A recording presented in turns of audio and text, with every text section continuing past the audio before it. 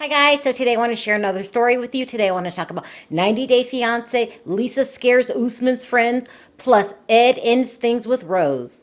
Okay guys, let's talk about what happened on last night's episode. But before we do that, I wanted to share a story with you. My grandmother used to say to me, stop doing things ass backwards. I was probably a teenager when she told me this. Just because you can doesn't mean you should. What do I mean by that? I could walk backwards all day long, go up to an ATM, punch in the numbers, hope it all comes out right. But when you look at me a little strange, I'm allowed to walk backwards. It's not a crime, but it's probably not the best move in life. I mean, who does that, right? That's how I'm feeling about these couples on my fave 90 Day Fiance. Last night's episode, everybody was doing everything ass backwards, as my grandmother would say.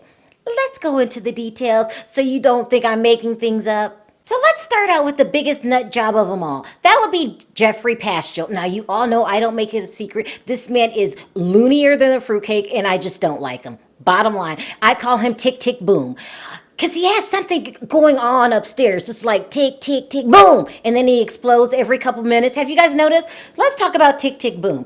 Of course, last night he had another tick, tick, boom moment. Okay, so he went to dinner with Varia and her friends, and he learned that Varia had another American boyfriend when she told him that she did it. And then the tick, tick, boom went off. Tick, tick, you have another boyfriend? Tick, tick, boom! And he stood up and everything. He made such a scene.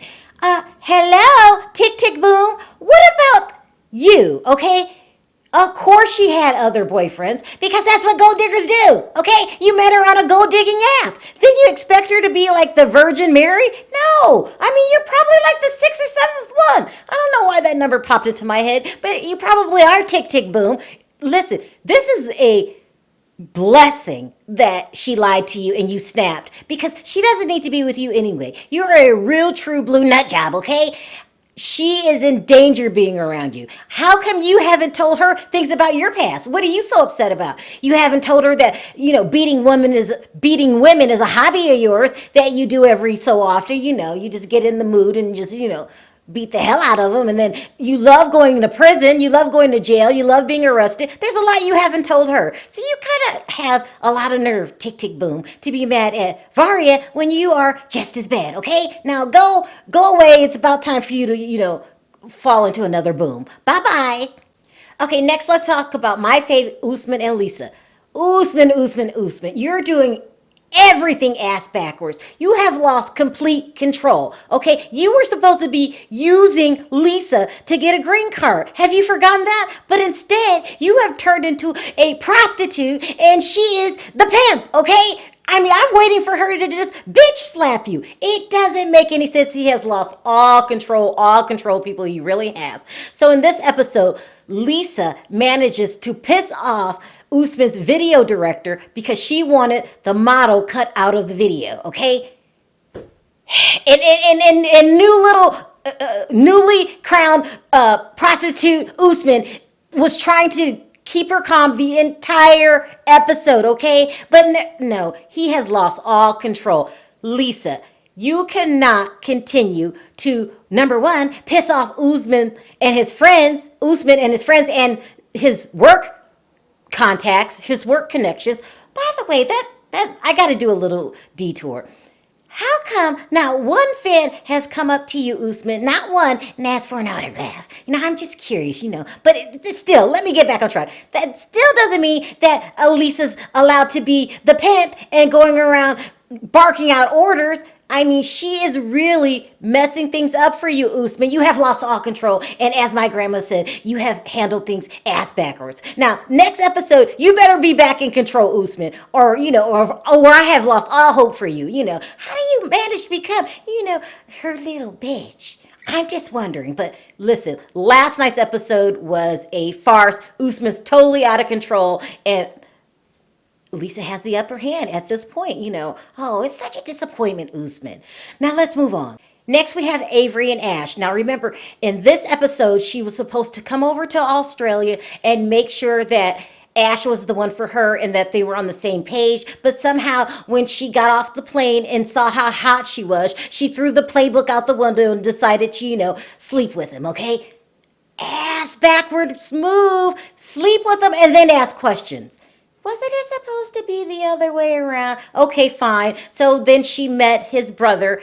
The brother doesn't like Avery because he thinks that Avery is a user. Okay, so things were kind of tense when these two met. But it doesn't matter what happens for him from here on because no matter what, you're always going to be on the losing end of the stick, in my opinion, Avery, because you gave up the goodies too soon. That wasn't the plan. Ass backwards move. Now let's move on. Next, there's Stefanie and Erica. This is the only couple, in my opinion, that handled things the right way. She got off the plane. Stefanie did. She seen Erica. She gave her a nice hug. There was no tongue lashing in the middle of the airport. She said she wanted to take things slow. And they really need to take things slow because they both have to figure out how they're going to tell each other's parents that these two are in a relationship. So as far as I'm concerned, this is the only couple that handled things right. But that's just this episode. We got a lot more episodes to go. Let's move on. Next, let's talk about Big Ed and Rose. Listen, this was the most confusing storyline of them all, in my opinion.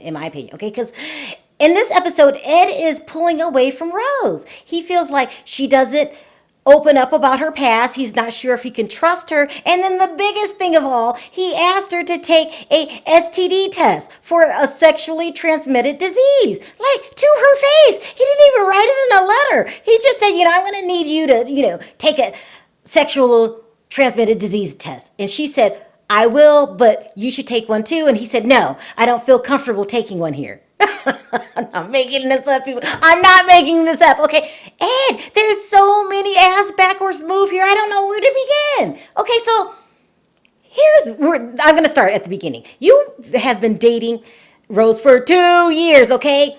You had plenty of time to ask about her past, and if she didn't open up, shouldn't you have made that decision there? Why do you have to hightail it to the Philippines, wait until there's 100-degree weather, and you start sweating your ass off to realize maybe I shouldn't trust this woman? It doesn't make sense to me, okay? And then, not to mention, to ask someone to take a STD and you refuse is a huge slap in the face. Big Ed, I like you, but you got everything wrong here. You're doing everything, as my grandmother would say, ass backwards. And then, not only that, okay, so when he went outside, she followed him. She said, I want to go home. I'm hurt. She said, I'm really hurt. I want to go home. He says, no, I'm going to put you up in a hotel. Calls up, boop, boop, boop, makes the reservations for the hotel and sends her on her way. Puts her in the Uber or cab, whatever they're using, and adios. Then, literally, people, he turns to the camera and says, I think I messed things up. Wait, he says, I think I messed things up with Rose, and I don't believe in love anymore. Yeah, I'm kind of confused, Big Ed. You're going to have to explain this one to me as if I'm a 3. What the hell are you doing? What were you expecting? You can't just treat people that way, Big Ed. I'm confused. Like I said before, you had plenty of time to realize she was a gold digger. You didn't have to come all the way to the Philippines now, did you? I mean, not in my opinion. I mean, okay, I don't know what to make of it, Big Ed, and I don't want to see you hurt, but you kind of, brought it on yourself. Is that bad? No, it's not bad. It's the truth. Big Ed, what are you doing here? What are you doing? We got to slow things down. You need a do-over. You really do. Hopefully you'll get one, but as of now, I think you two are broke up. I mean, even that was like confusing. I don't know what's going on. All I can do is tell you what happened last night, and so that's it. I'm done with it. And the last two couples will be the catfish crew. That's what I call them, which is Yolanda and Williams and David and Lana. Okay, so let's start with Yolanda. Okay, so Yolanda got back in touch with her catfisher, only she doesn't call him a catfisher, she calls him Williams. She got back in touch with Williams because remember last episode, his Instagram account was closed. Well, now he has reached back out to her. He said he didn't know what happened to his Instagram account and that he was looking into it. And Yolanda was ecstatic and over the moon and has every intention of going to see him. She's not canceling the trip whatsoever, but we all know the trip is going to get canceled because, hello, Yolanda, there's no Williams, okay? Now, I don't mean to hurt your feelings, but there, I said it straight out. Anyway, let's all move on to the last catfish couple. And the last couple is David and Lana. Okay, so there's this book called How to Avoid All Red Flags. Just put your blinders on and move forward. I'm starting to think that maybe David is the author of that book. Okay, because in this episode, he goes to the Ukraine, okay, not picked up by Lana, but by his good friend Anya, who is also looking at him like perhaps he may have a screw loose. He's supposed to meet up with Lana, but I can guarantee you people, I don't think that's going to happen because this has catfish written all over, okay? Okay, you guys, so that's my quick review of last night's episode of 90 Day Fiance Before the 90 Days.